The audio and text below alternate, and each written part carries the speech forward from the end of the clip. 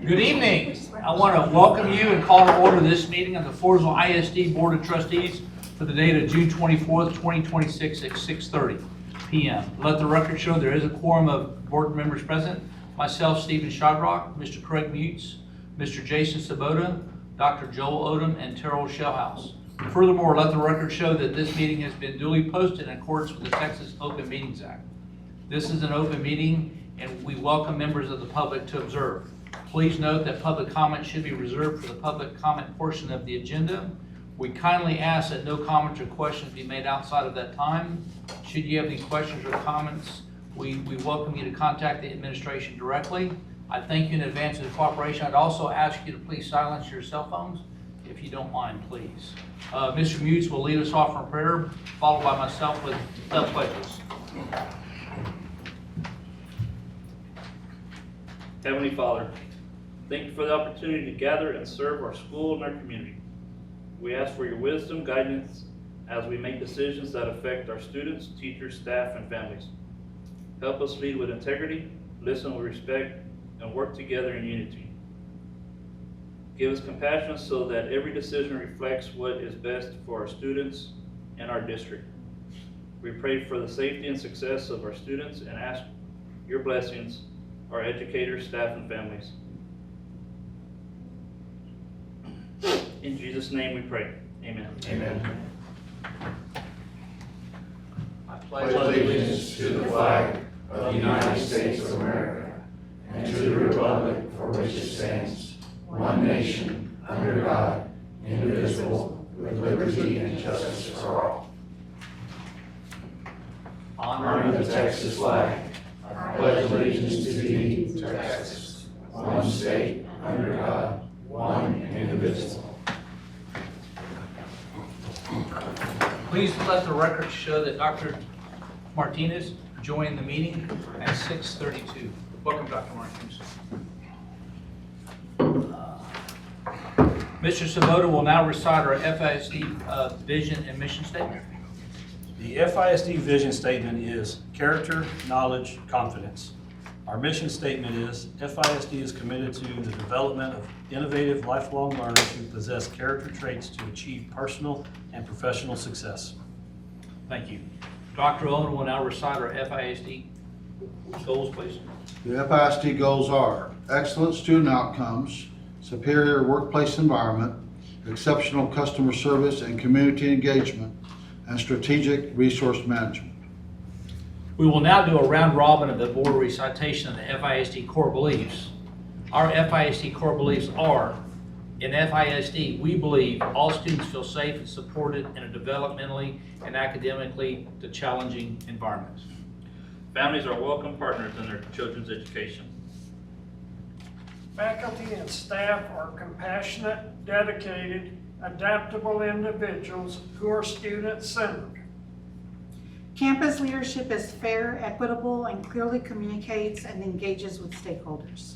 Superintendent and central administration lead with integrity, transparency, and clear communication to provide a well-resourced educational environment.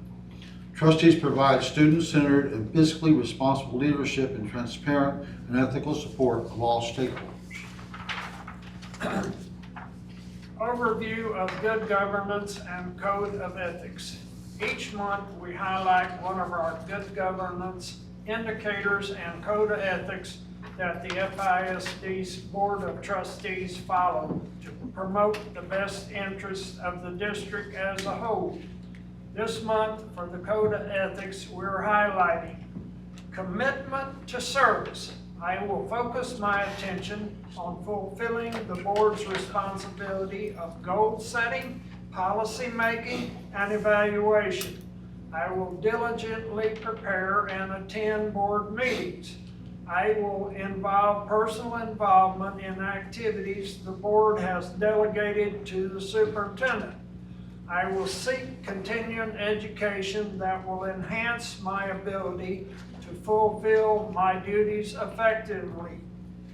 Our good governance indicator for this month is the board has a written plan for the review and measurement of board advocacy for the district within the community and with other governmental entities.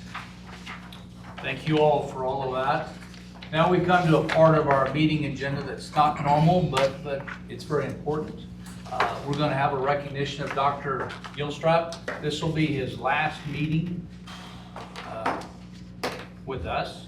And so I've prepared a little bit of comments. I will ask any board member that want to share any comments. We have a few things to present you as well. So here we go.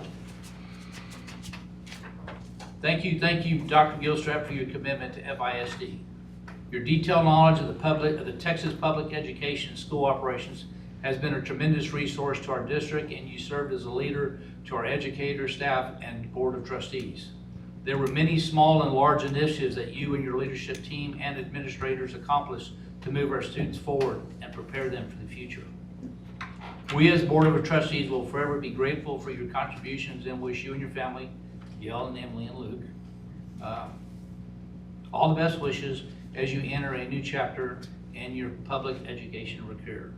Thank you very much. Thank you, sir. Anyone else, feel free to add anything. Well, I think, Dr. Gilstrap, we've had many talks over the few years, and I appreciate you and your dedication. We look for your guidance when we hired you, and you've definitely fulfilled and exceeded our expectations for what you've done for us and what we were looking for. And I just want to say thank you so much and your dedication. Good luck in the future if you want to come back. Thank you, sir. I appreciate it. It means a lot to me. Dr. Gilstrap, thank you. Thank you, sir. Just, that's all I need to say. Appreciate your leadership and thank you for your friendship. And again, we are looking for a permanent superintendent, so if you want to apply, you can do so in August, by the way, when the job is posted. But we do appreciate you and love you, and I know that your family and you are going to do well. Thank you, sir. Dr. Oak, thank you. Thank you. Thank you for everything you've done. Thank you. Thank you, Mr. Shelhouse, Mr. Luke. It means a lot. And I know Dr. Martinez and Mr. Svoboda were on the board whenever I came on, and thank y'all for the opportunity. And it's not something I take lightly. Whenever I came in, one of my first things was just a feeling of being humble, an opportunity to lead a district, lead a community, and everything that entails. Because in Floresville, the school district is a major part of the community and the county. Mm-hmm. And so, y'all having the trust and faith in me to do that, it really humbled me, and I appreciate it. Whenever you just said his last board meeting in 5 years, and I thought, Yeah. good Lord, I bet I've done 80 board meetings up here. At least. Yes. And so it's a lot. And I know some administrators have probably been in maybe half of those. Yeah. Y'all are supposed to laugh. But it really does humble me. I appreciate it very much. It's been a good move for me personally, for my family, which is most important, but it's also been a good move professionally. And it's still in good hands with a team of 8 that y'all are going to move forward with. So thank y'all very much for everything. Thank you for the support. Thank you very much. We have a few tokens of appreciation we'd like to present and give you that. I think there's something on Dr. Martinez that's not quite done yet, so we're still a couple extra words of wisdom. It didn't quite make its way down here, but we want to make sure everyone has an opportunity, but there is a little token in there. And then Mr. Svoboda has something, but we'd like to present to you. A little appreciation from us to you. Your name and time that you served with us as superintendent. I like that. You do that? I'd like to say I did, but I ran out of time. It looks great. Floresville ISD and our emblem and the years I was here. I Here appreciate comes it. from all of us. Thank you. Thank you.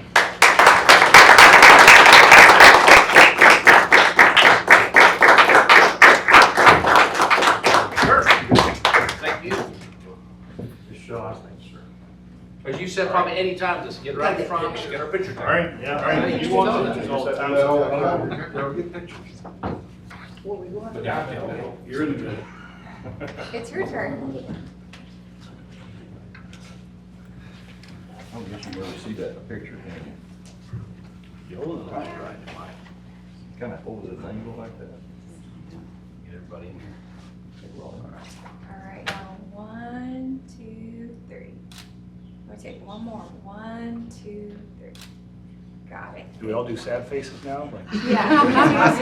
Exactly. Just don't care. 1, 2, got it. I'll post that one.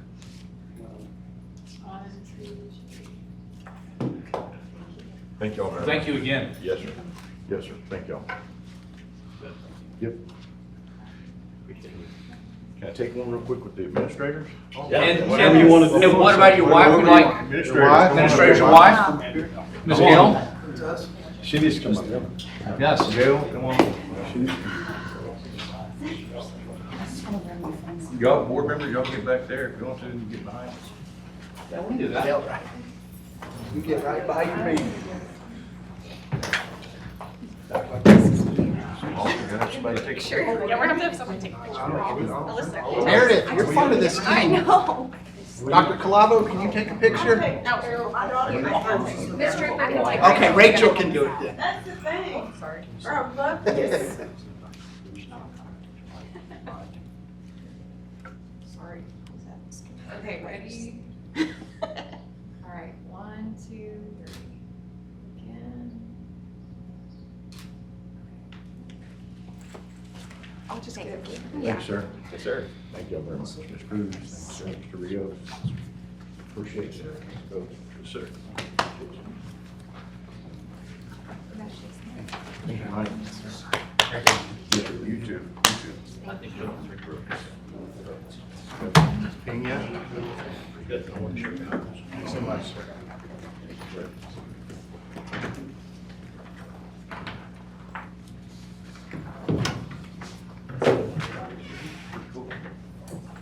I know you're not gonna hand that in the office, so you're gonna bring my Dennis stuff over here.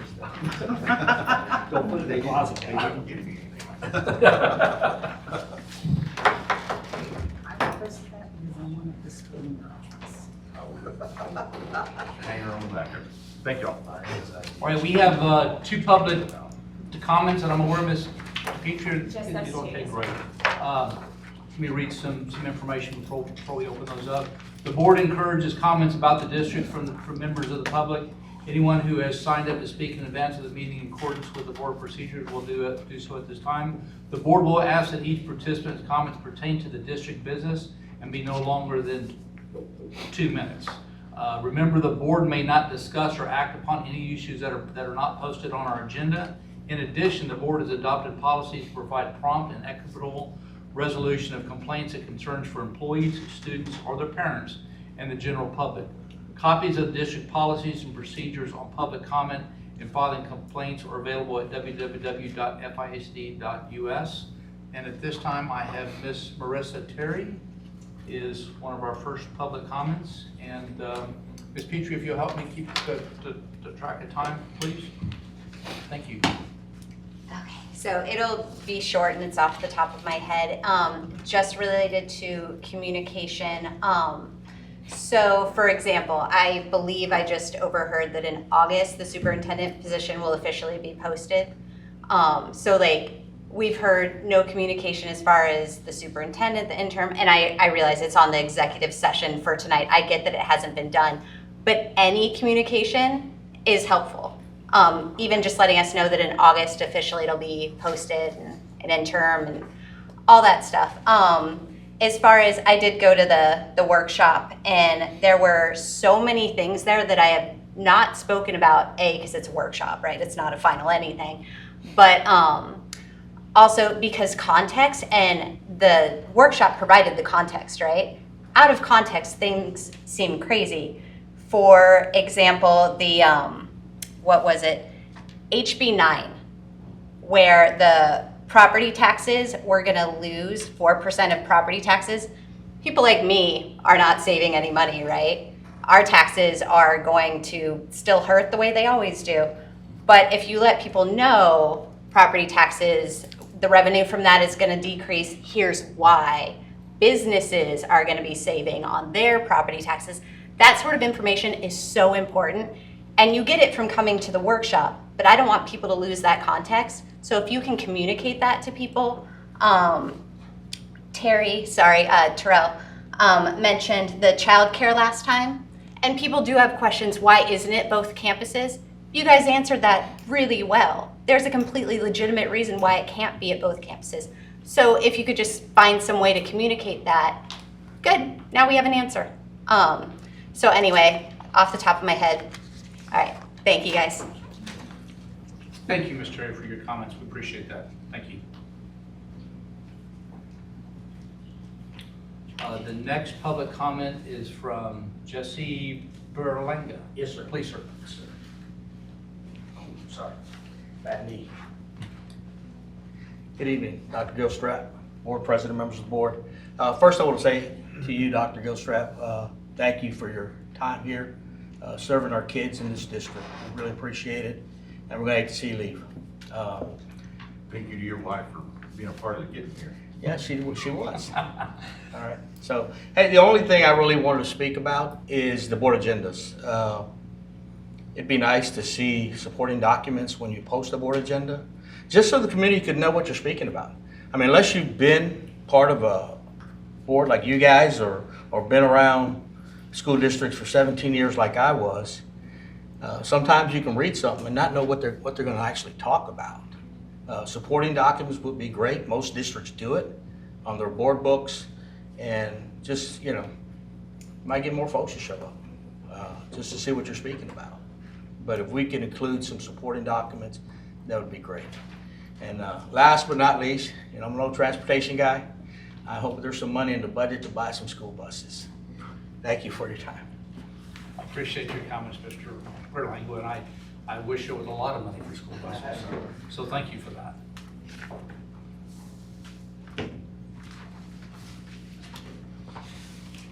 We will now have a public hearing over the proposed 2026-2027 budget by Ms. Engel.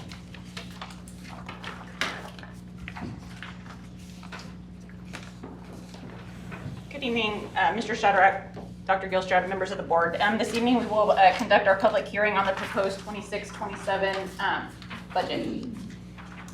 So just to start off, we review the mission and vision statement of the district. Again, our vision, character, knowledge, and confidence. Our mission, FISD is committed to the development of innovative lifelong learners who possess character traits to achieve personal and professional success. Again, our whole development of our budget is tied back to these two things. Also looking at our goals, again, we've gone over those, but again, that's the founding tie down to our budget and what we look at when we are developing our budget and what our priorities are. Sorry, I feel like I'm quick. So again, our budget process, we do get our Wilson County and Bexar County Appraisal District preliminary values. Those are by law required to be given to the district by April 25th each year. We had a board workshop. We've had several board workshops with the budget committee, the finance committee, as well as the whole board last month. Public notice published in the Wilson County News. We did have our public hearing that is tonight.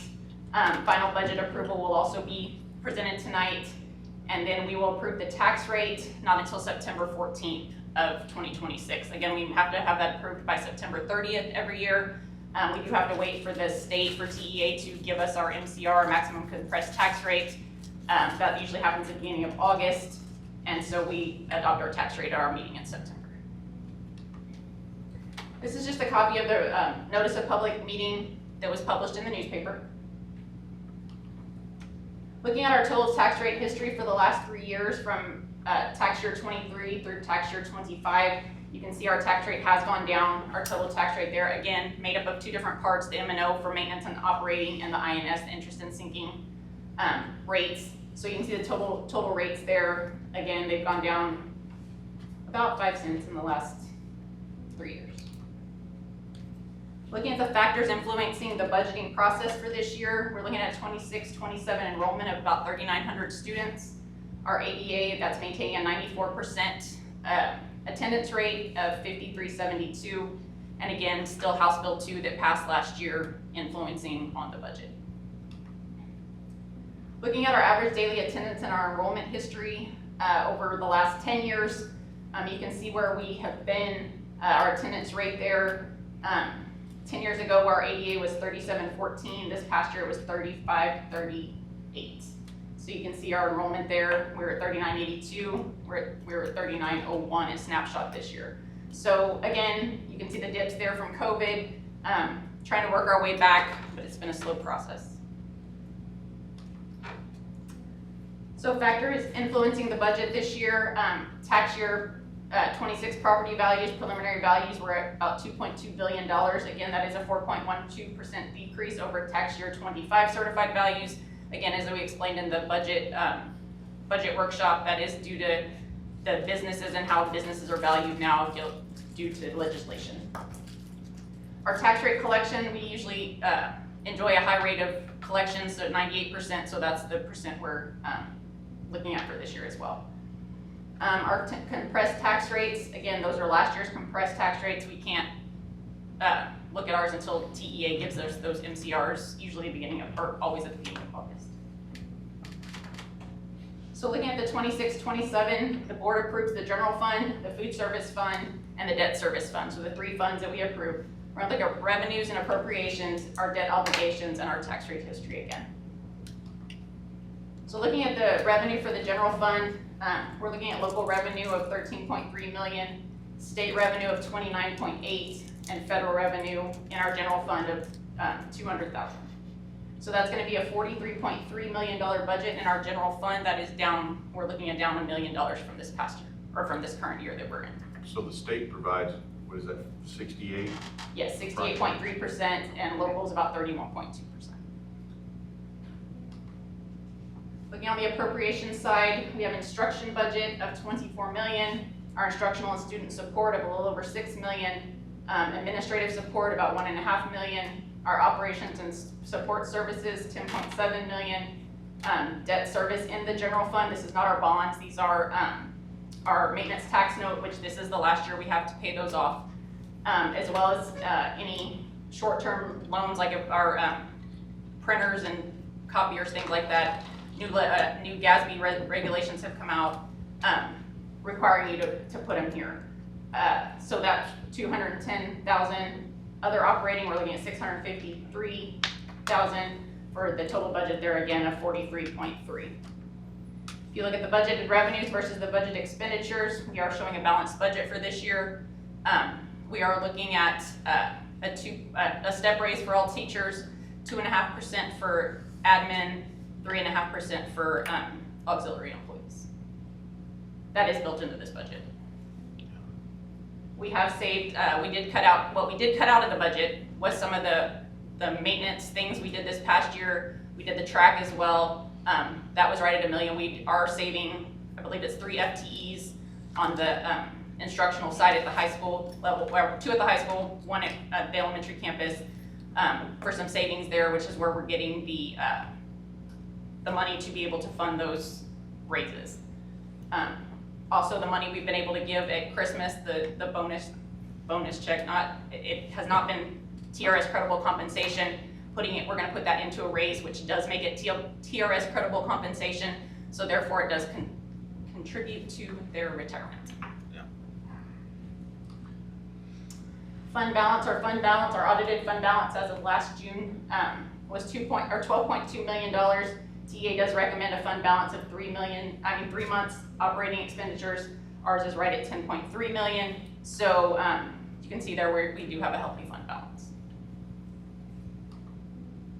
It's just our appropriations by general fund, looking at object codes, so we can see our payroll cost right there, right at 80% of our total budget. So our 80% of our total budget does go to payroll. Contracted and professional services were 11.5%, supplies and materials 4.4%, operating expenses 3.4%, debt service again very small at 0.5%. But there's how that is broken out. Switching over to the child nutrition fund, local revenue there about $500,000, state revenue very small, $10,000. Federal revenue, that's all our programs. National School Lunch Program, School Breakfast Program, a little over $2 million for about a almost $2.3 million child nutrition fund. So again, this fund is completely opposite of the general fund. You've got the majority of that coming from federal revenue supporting that program. Looking at appropriations, again, operations and support $2.5 million, very small debt service $4,500. Again, that's our copier leases. So we're at a total, again, of 2.5, almost 2.3 million. Also a balanced budget this year.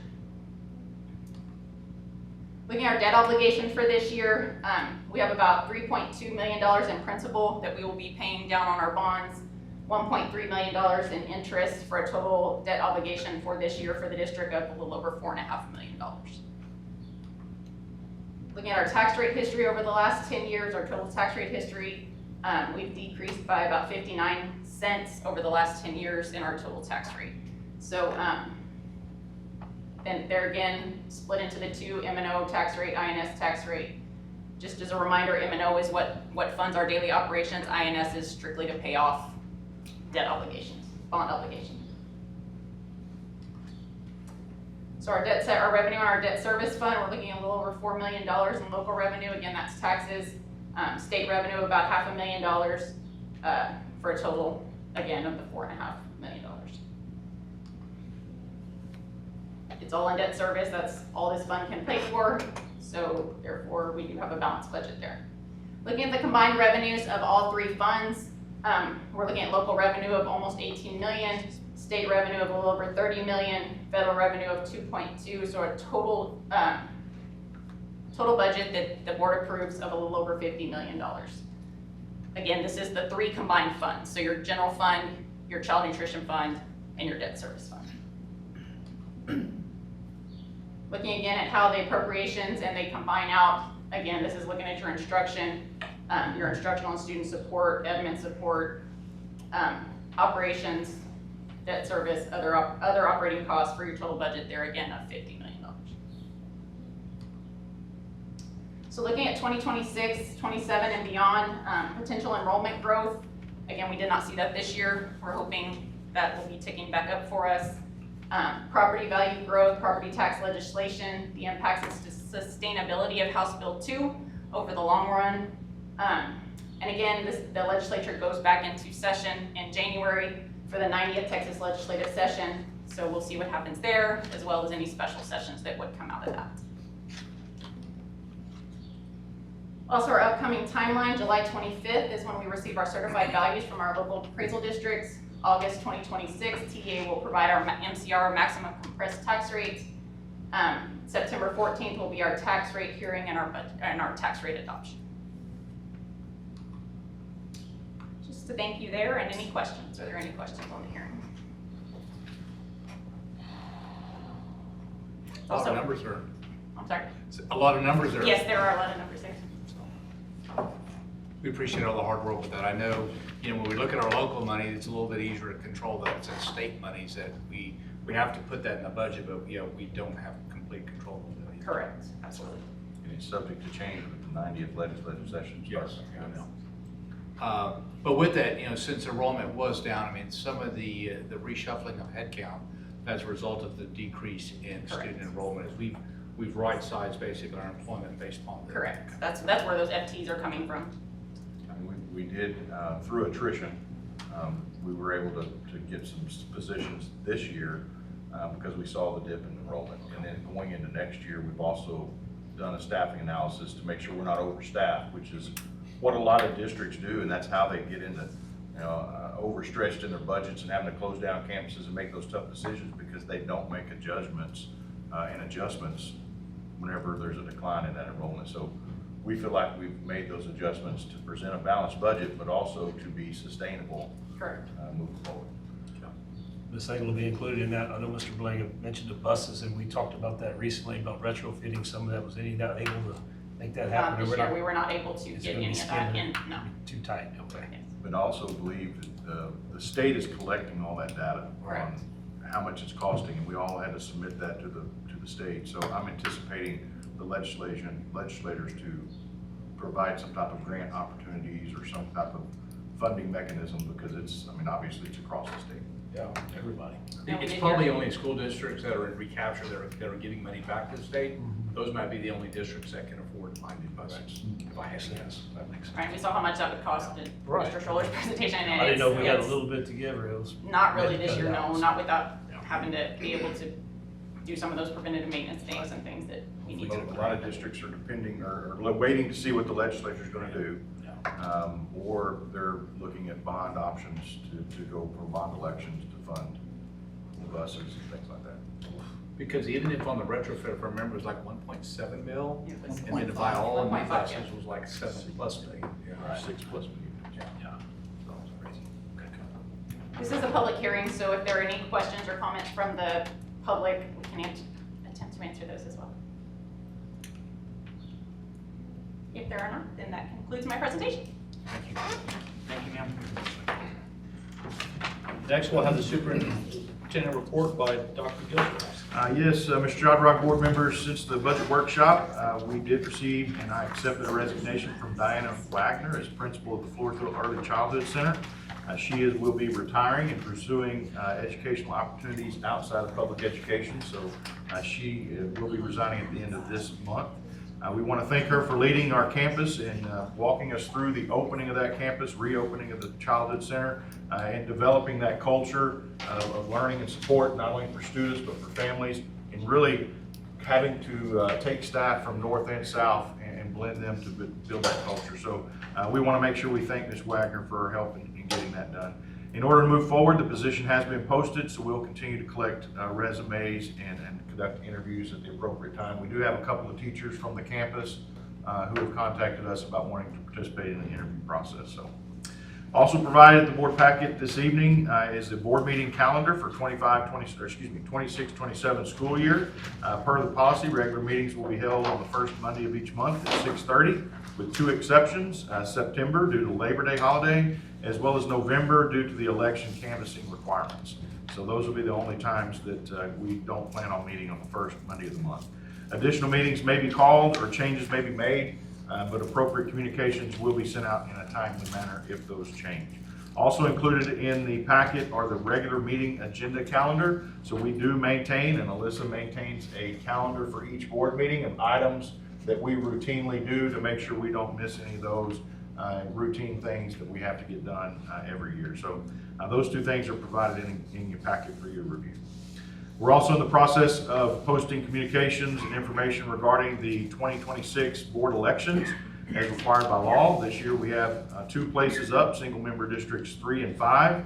Applications to be filed for the positions are available on the district website, along with additional information that people can find there. Applications are due by Monday, August the 17th at 5 p.m. Election day is Tuesday, November 3rd. So those interested in applying, filling out an application to run for those positions, we encourage you to do so. Per policy DC local, beginning April 1st through the 31st of August, the board delegates the superintendent the authority to offer contracts. Included in your packet is an updated contracts that have been offered. There's also some upcoming dates that have been provided for you as well. I will say that we've had quite a few of our certified teachers that were getting hired. I believe 2 years ago, Ms. Stonish, we were at 60 uncertified. This past year we were 43 at the beginning of the year. And going into this year Today, right we're now, at 18. we're at 18. At going 19 in. yesterday. Good job. We've made great efforts to our administrators, our HR department. Thank you all for concentrating on that and really making that effort to go out and recruit those people. And we still have people that are currently uncertified that are getting their certifications this summer. So it seems to be almost weekly. We're getting a couple of people that pass those certification tests and they're converting over to the contract employment. We do have new teacher orientation coming up. That's one of the things listed there. So board members, we encourage you to be there at new teacher orientation on July the 27th. You can be there for breakfast, for introductions. You don't have to stay all day. Currently, I believe we have 19 new teachers that will be welcoming aboard that day. And of those 19, this is what I want to brag about, 3 are new to the profession. So we are still recruiting experienced teachers for our classrooms. And that's as part of our calendar discussion and some other things that we've done over the years is reducing reducing the number of non-certified, but also reducing the number of new teachers. So only 3 new to the profession teachers right now. So we're recruiting some experience. So again, kudos to our administrative staff for doing that. Are there any questions? All right, thank you, sir. Thank you, Dr. Gilstrap. Next on the agenda is item number 5. First item is a consent agenda by Dr. Gilstrap. Had a report, I'm sorry. I'm sorry I did, I went ahead here, got ahead of myself, trying to keep myself. Our last report is a DIP summary review by Ms. Brooks. Sorry, Ms. Brooks, I don't want to be out there. All right. She's not gonna get off that easy. No, we always like to hear from Ms. Brooks. Neither are y'all. Well, good evening, President Shadrock, Dr. Gilstrap, and Board of Trustees. Tonight, I will provide a very short summary of the summative review of the District Improvement Plan for 25-26. To provide some context in the District Improvement Plan, goals tell us where we are going, performance objectives tell us how we will know when we got there, and strategies tell us what we will do to get there. So for example, if our goal, or think of a road trip, if our goal is to arrive in San Antonio, our performance objective is to reach San Antonio by 3 p.m. while staying within the planned fuel budget, and then our strategy is to take Highway 181, stop for gas once, and then use the GPS to avoid traffic. So the goal is the destination, the measurable target is the performance objective, and the route is to take the strategy. So tonight I'll be giving a progress on our goals, performance objectives, and our strategies. In FISD, we have 4 goals, as Ms. Engel just talked about, or destinations that drive our district improvement plan, all of which also align to our strategic plan. In FISD, Goal 1, excellent student outcomes. Goal 2, superior workplace environment. Goal 3, exceptional customer service and community engagement. And Goal 4, strategic resource management. Each quarter, the district conducted a formative review to assess progress toward district goals and evaluate the effectiveness of performance objectives and strategies.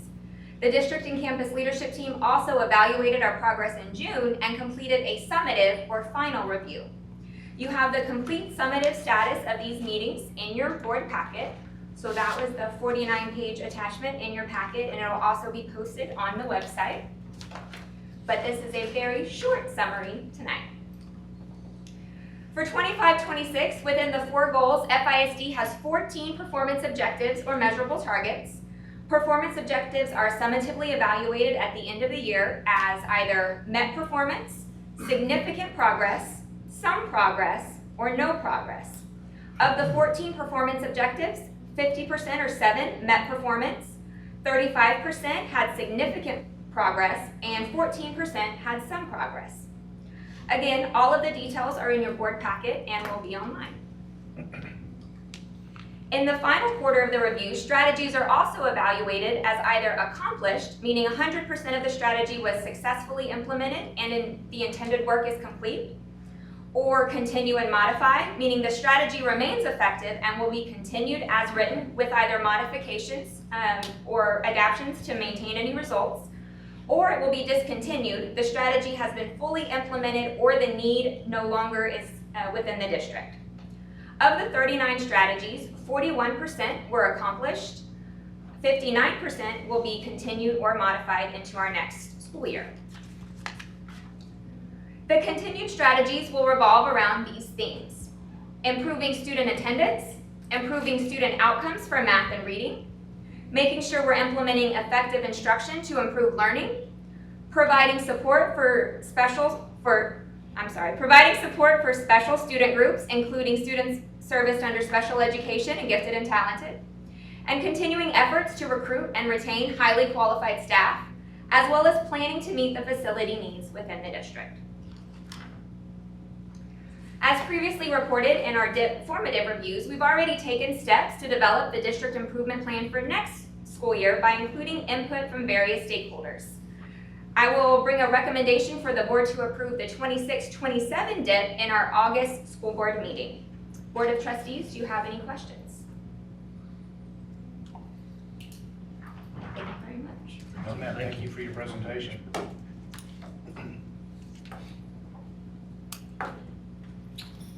Now, next on the agenda is item number 5, the consent agenda by Dr. Gilstrap. Yes, board members, consent agenda this month includes all of our minutes from previous meetings, as well as an acceptance of a donation from the Athletic Booster Club in the amount of $30,000 to support all of our athletic programs. There's also the Karnes-Wilson County JJAP agreement This is done annually, and there are no changes to that this year, so we went ahead and put that in the consent agenda. If there's not any questions, administration recommends the board approve the consent agenda as presented. Mr. President, I move to accept the administration recommendation. I second. I have a motion by Mr. Sabota, and a second by Dr. Martinez. Any further discussion on the motion? Show of hands in favor. 6-0. Thank you, board members. Now we will consider approval of the final budget amendment for 2025-2026 by Ms. Engel. Good evening again. This evening, in your packet is the final budget amendment for 25-26. Again, the board approves the budget at the function level, so this is just moving some funds between the function levels as final bills come in towards the end of the month and beginning of July. They go into this year, so this is just moving, again, funds between the functions. So, are there any questions? Yeah, so looking at that, looks like you're just moving some of your instructional expenses. Correct, yeah, just From moving out where we budgeted versus where we spent. Correct, yes. Okay. I know one of the things that we had to, we allocated obviously for instruction and teachers, particularly in special education where we haven't been able to recruit as many, we've had to contract that service out. So we're still providing the service, but we've had to shift it from instruction to a contracted service to continue doing that. So if there are no questions, administration recommends the board approve the FISD 25-26 final budget amendment as presented. I move we accept the administration's position. I'll second. We have a motion by Mr. Shellhouse and a second by Mr. Sabota. Any further discussion on the motion made? Show of hands in favor. 6-0. Thank you all. Thank you.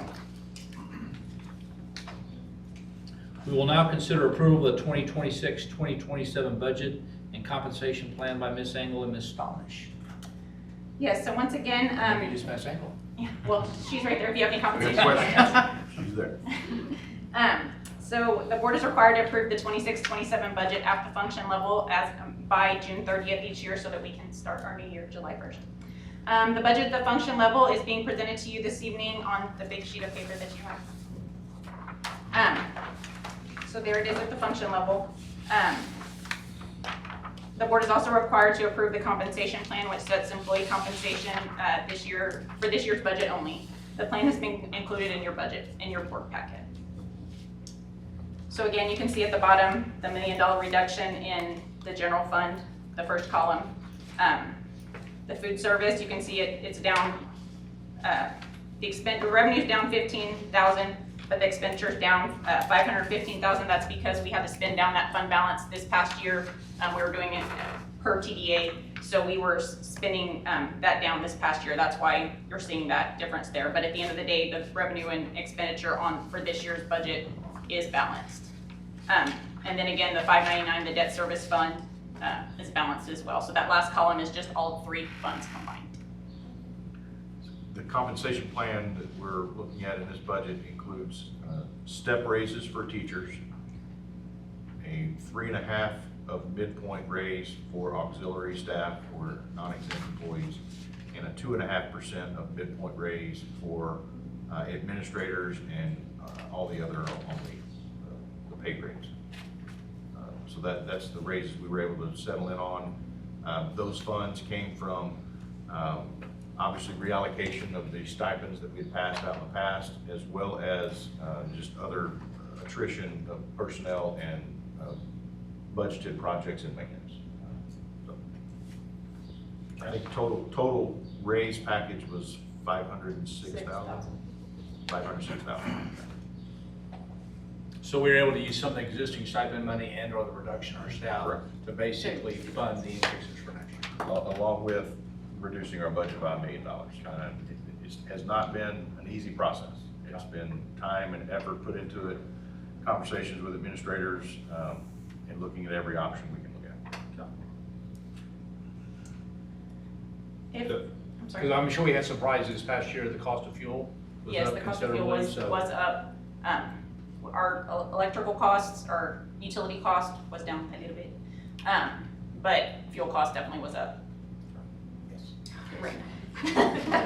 Unexpectedly. Unexpected. The energy cost was down, so we saved about 10,000. It was down a little bit. Yeah. Together. Not a lot, but it was down a little bit. Something. You know, we had money in the budget to redo the track this past year. Correct, we did budget for that this past year. Allocating that to do another project, but we just removed that. We replaced a chiller unit at the middle And a school. boiler at the high school. Boiler at the high school? Boiler at the high school. I think it was in the gym. That one in the Yes. gym. So we had some other projects that we wanted to try to get done, and but we still have in the budget, all of our preventative maintenance is in there. Obviously, that program really pays off. And then obviously all of our routine maintenance, preventative maintenance, those kind of things are all still in the budget. As well as campus and department budgets. Yeah, we not didn't touch adjusted. those. So, I don't hear any clapping out there. They ought to be clapping. But there again, we'll make sure all of our facilities are gonna be maintained. Correct. Clean, everything like that, so. Lights still come on, trash still gets picked up. Correct. So it's a tight budget, is what you're telling us, sir.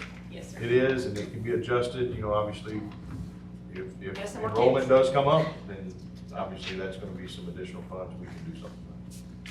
Still able to get raises with $1 million short this year. Yes, sir. So if there are no other questions, administration recommends the board approve the 26-27 budget and compensation plan as presented. Mr. President, I'd like to make the motion to accept the administration's recommendation. I have a motion by Dr. Odom and a second by Mr. Craig Neese. Any further discussion on the motion made?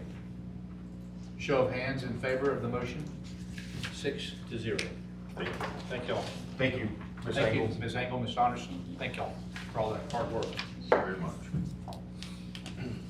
We will now consider approval of the appointing of Dawn Polashek Barnett, Wilson County Tax Assessor Collector, as a designated officer to calculate the no new revenue tax rate and voter-approved tax rate for the 2026 tax year in accordance with Chapter 26 of the Texas Code. Again, Ms. Engel. Me one more time. Per our agreement with Wilson County, the district must designate the tax assessor collector to collect the no new revenue tax rate and the voter approval tax rate each year. So this year, the current tax assessor collector is Dawn Polashek Barnett, which is why she's named in the recommendation. So are there any questions on that? Again, we have the approval or the agreement which renews every year unless we cancel it with them. But we do have to designate her annually to calculate that tax rate. Formality we're going through is always engaging. Correct, yes. Thank you. So if there are no questions, administration recommends the board approve the Wilson County Tax Assessor Collector Dawn Polashek Barnett to calculate the 2026 no new revenue and voter approval tax rate as presented. Mr. President, I move to accept the administration recommendation. I have a motion by Mr. Sabota and a second by Mr. Yates. Any further discussion on the motion made? Show of hands in favor. 6-0. Thank you. Thank you very much.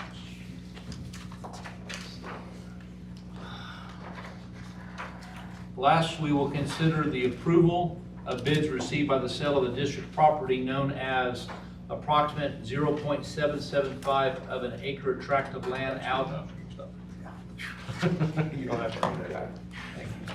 I felt like a lawyer there for a minute. Good evening, Superintendent of Schools, Board President, Board of Trustees. Floresville ISD owns approximately 0.775 acre tract of land located in the S&J Orocha Grant Abstract Number 1 in Floresville, Wilson County, Texas. The property was identified as surplus property, and it was determined to be unnecessary for current or future district operations.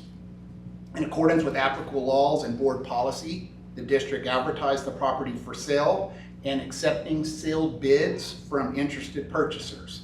Bid packets were made available on the district website and at the district's central office.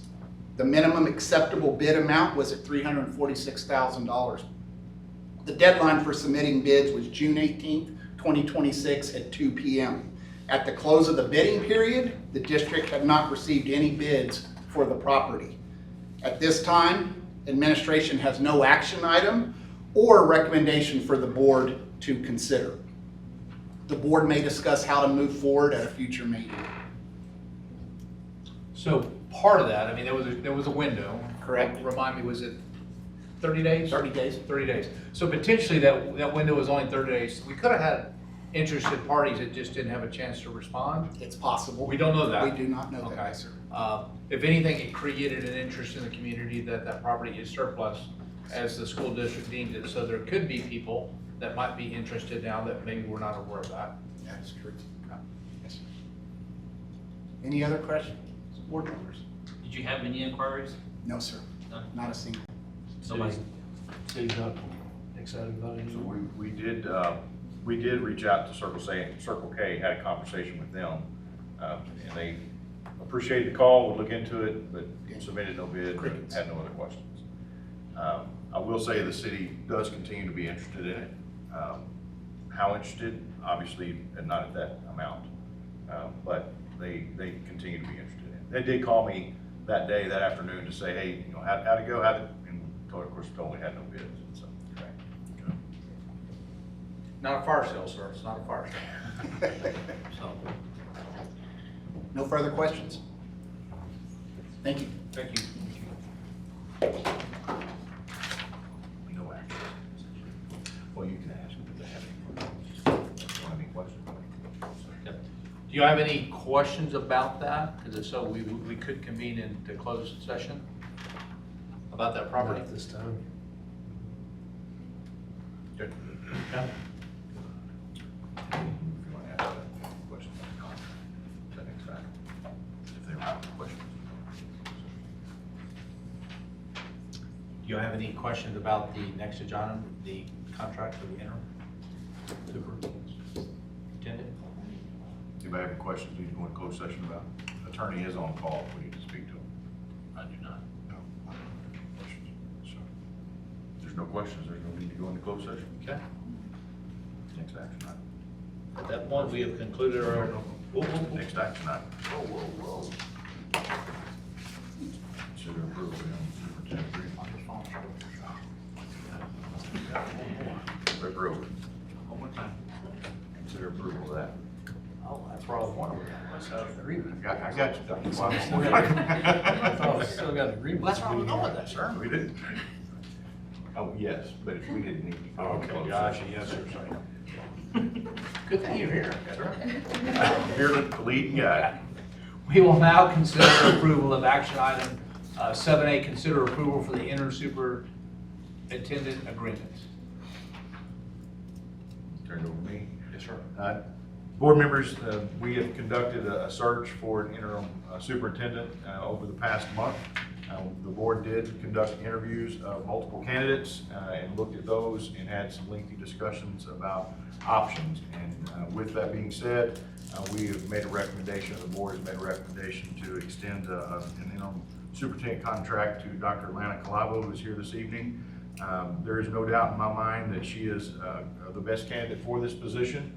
She has grandkids. I don't want to steal your thunder. She has grandkids in the district, and so she has got a vested interest. She's also experienced as a superintendent and as an interim superintendent.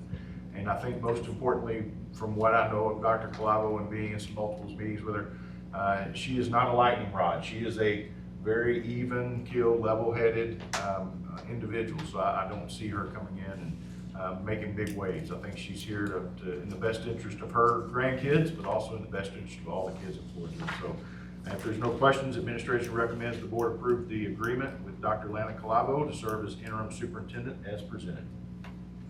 I move to accept the administration's recommendation. And I second that.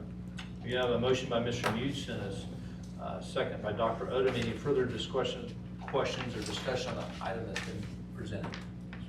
Show of hands in favor. 6-0. Thank y'all. Welcome. Dr. Calavo, you want to say something? You're more welcome to stand. I thank you. I appreciate your faith in me. I do hope, and my plan is to have a smooth transition as we start the school year and move into the search for a new superintendent for Floresville ISD. I look forward to meeting and working with everyone. I love to be in schools.